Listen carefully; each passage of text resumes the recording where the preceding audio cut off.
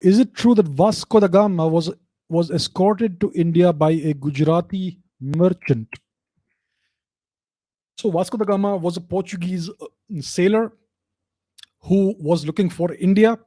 Uh, in the 15th century, I believe the Ottomans captured Turkey, they captured Constantinople, and they cut off the land route between Europe and India. The Europeans used to trade with India for various precious things like gold.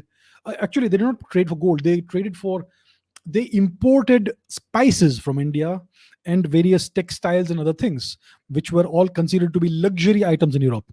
And in return, they sent gold to India. And that's why India is the world's used to be the world's the world's gold storehouse. India was the gold rich country in the world. Even today it is to some extent. So the Europeans were dependent on these luxury items from India. They prized these and valued these items very much: spices, textiles, and all these finished products.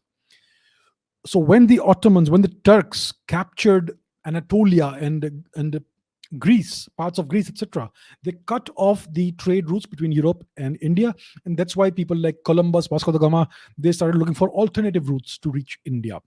So Columbus went east. He went westwards. He tried to cross the Atlantic. He stumbled into America. He thought it was India. Vasco da Gama decided to let me show the map. The map once again. Okay, where is the map? So Vasco da Gama decided to move out of Portugal, which is here. As you can see, this is Portugal. He went southwards. He went around Africa, around the Cape of Good Hope, and he was looking for India. So he came across this kingdom of Malindi.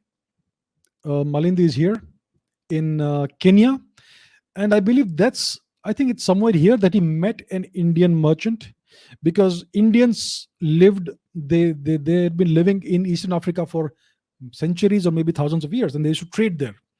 So it was mostly Gujaratis and maybe even people from southern India, Kerala, etc., who used to live in Eastern Africa and trade. They were traders and all that. So many of them lived there for generations. So he came across some Indians there. I believe it was one of these Indians who escorted Vasco da Gama to India, to Kerala.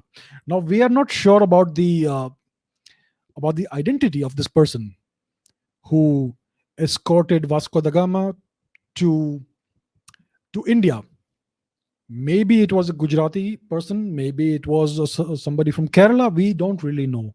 We don't know who it was. So, and the records, I mean, we don't have records of exactly who the person was. So there is a great deal of speculation. Some historians have speculated that the person was a Gujarati merchant. Some people think it was somebody from Kerala or southern India. We're not sure. What we know is that he most likely met this person in Malindi, in the kingdom in the Sultanate of Malindi. And this is an image of Vasco da Gama meeting the Sultan of Malindi.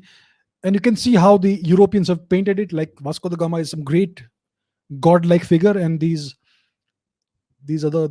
Sultan is like a servant to him. And as you can see, there's an Indian person over here who's holding this umbrella like thing.